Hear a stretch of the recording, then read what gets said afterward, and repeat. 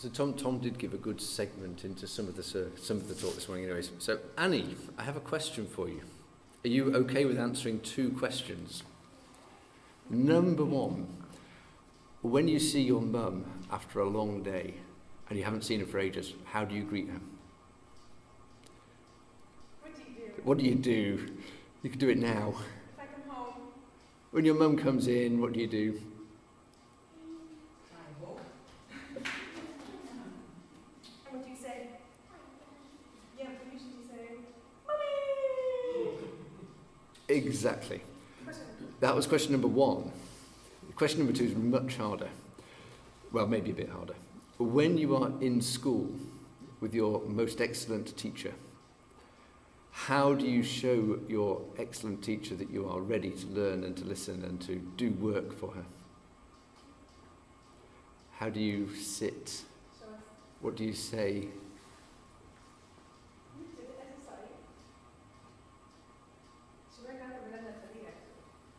Very good.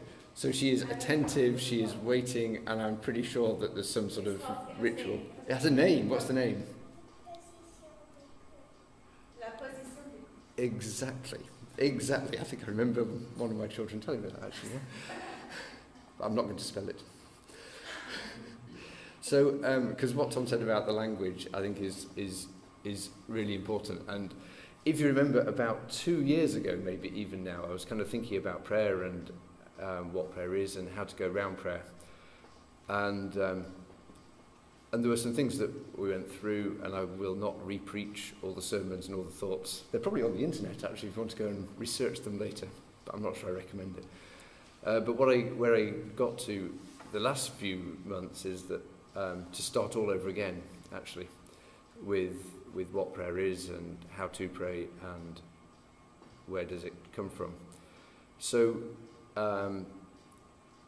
and I started to think exactly about what you were saying, Tom, about why do we use all this language in prayer, in the prayer books and everything else, which is not how you would greet people in everyday life. I would never walk into home and say, "Hello, Father, how are you?"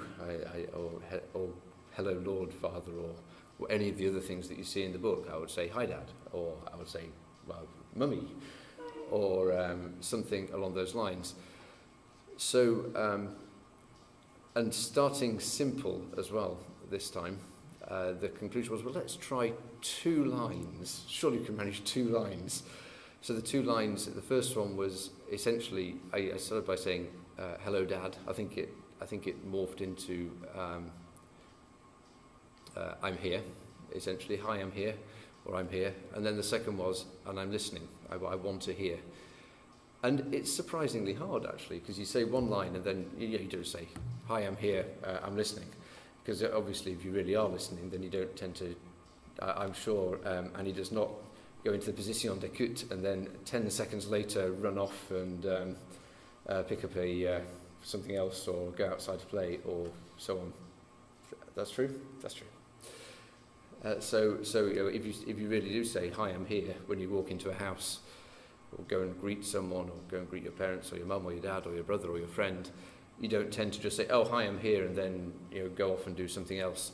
Nor when you sit down in the living room and say, "Okay, let's talk," or "I'm ready to listen," or whatever the phrasing around that is, do we go off and do something else? So although it's 2 lines, it's ended up being 2 lines with some space in between. But really the purpose of it, I think, why do I say this? Not because I think a 2-line prayer is the answer to everything, although it's quite good, but more because I really did want to start thinking about what language did I use in prayer, because the understanding of the language is kind of key in a way to how we understand God and each other as well. So that was the first thing, and the challenge is to do it for 21 successive days. So I think my challenge to you is find a 2-line prayer. It can be that one. It can be another one of your choosing. Try and make it in the words that you would use just in everyday life, not in Book of Common Prayer speak. And see if you can pray it for 21 days and see if it helps. And if it does, that's great. And if it doesn't, all you've lost is 21 days times 2 lines. So it's not a big investment. So that was one thought. And then the second thought was that I camped this weekend, which was very nice. So I came back this morning, but it was very pleasant at Ochre. And Ochre has got two parts to it. Do you all know the Ochre Park, actually? Because I can spin it out a bit if you don't. So which of you have been to the Ochre Park, the Quebec Park there? Yeah, You have? only-ish. I don't... Okay. I'm sure you explored it further. So there's three bits to it, really. There is the beach, which is just great, and I love it. I really like the beach there. And it's always full, and it's always busy, and it's always loud, and it's always fun, and it's always friendly, and it's really lovely as well. Then there's the camping, which is amazingly quiet. One of the quietest campsites I've ever stayed on, which is always, maybe it's just because everyone's so tired after a day at the beach that they're all asleep by 9 o'clock. But it really is lovely and quiet, and it has the usual things like raccoons and snakes and that sort of stuff. And then, but behind the other side of the road, actually, from the beach, is a hill. And on the hill is the Route de Calvaire, I think it was, which is, there's 7 chapels that were built several hundred years ago. And there's a whole thing about the history, so I'm not going to do the history. But it's a really lovely walk, and you can go around the chapels. And at each of the chapels, there's a picture, a relief of one of the Stations of the Cross that you can just stand at. And it takes maybe, well, it depends how fast you walk, but it took me a couple of hours to do it. And then if you want to walk further, you can walk along the top of the hill. And the why did I start saying? Yeah, that's right. So of the ones, the one that really kind of got me more, or said something more than anything, was the one where Jesus was being whipped. And then I was thinking, well, there's nothing more human than it's not fair. And like, how must he have thought, it's not fair. Here's me carrying a cross, being whipped, being about to be crucified, and I've done nothing wrong. But that wasn't his attitude at all. So I kind of, the thought was, maybe I've always thought before that, well, if you have troubles and you go to Jesus, well, he's always done something worse, and he's been crucified. That's worse than anything else you can have. And I'm not sure that's really what it is. I think it's more that he's just showing that he enters completely into how we are, and he understands how we are, so that when we say something to him, when we do pray to him, we know that he does really understand that. So that was, and then that followed on a bit to the image of pruning and shrubs and gardening. That my question of the week, I think, is what kind of shrub are you? Like, what do you look like? If you can imagine, or what kind of vine, I guess, but shrubs are more common. So if you're a shrub, what kind are you? Because biblically, Jesus says, my Father's the gardener. He'll essentially prune back, cut out the dead. And I realised two things, one of which is you cut out the dead to make space for new stuff to grow.